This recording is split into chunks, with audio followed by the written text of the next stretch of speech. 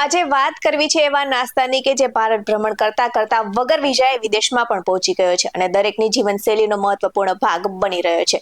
તો લોકો આ નાસ્તાને સ્વાદિષ્ટ તો માને જ છે, પણ કેટલાક તો તેમને હેલ્ધી પણ માને છે, જ્યારે હકીકતમાં એવું કંઈ જ નથી. ત્યારે ચાલો જાણ્યા ચટરપટા નાસ્તાની રેમેડી વિશે. નમસ્કાર દર્શક મિત્રો, BS9 TV ન્યૂઝમાં આપની સાથે હું છું નેહા પટેલ.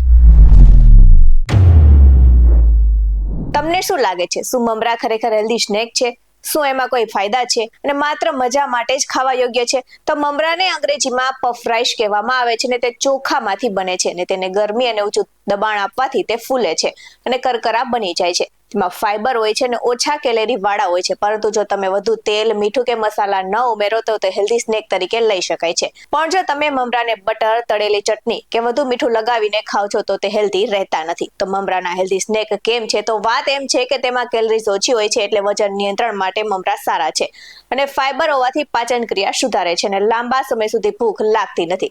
તો પ્રોટીન અને વિવિધ વિટામિન્સ પણ મળે છે અને શરીરને સામાન્ય ઉર્જા પૂરી પાડે છે. તો મમરામાં ઓછી ચરબી હોવાથી હૃદય માટે ફાયદાકારક ગણવામાં આવે છે. તો ચોખાને પ્રોસેસ કરી મમરા બનાવતા હોવાથી તેમાં રહેલા મોટા ભાગના પોષક તત્વો નાશ પામે છે અને પ્રોટીનનો પણ સ્ત્રોત હોતો નથી. તો ડાયટિશિયન અને ન્યુટ્રિશનના જણાવ્યા અનુસાર મમરા આરોગ્ય માટે જરાય લાભદાયી નથી. અને મમરા ખાવાના નુકસાનની વાત કરું તો વધારે માત્રામાં મમરા ખાવાથી અજીર્ણ થઈ શકે છે. તો કેટલાક લોકોને મમરા ખાવાથી એલર્જી પણ થઈ શકે છે. તો ખાસ કરીને એલર્જી હોય તેમને પણ ધ્યાન રાખવું જોઈએ અને ડાયાબિટીસના દર્દીઓએ પણ ધ્યાન રાખવું જોઈએ, કારણ કે મમરામાં ઓછી ગ્લાયમેસિક ઇન્ડેક્સ હોય છે. તો મમરાનો ખોરાકમાં કે ડાયટમાં વધુ ઉપયોગ કરવાથી કોઈક આરોગ્ય સંબંધિત સમસ્યાઓ પણ સર્જાઈ શકે છે.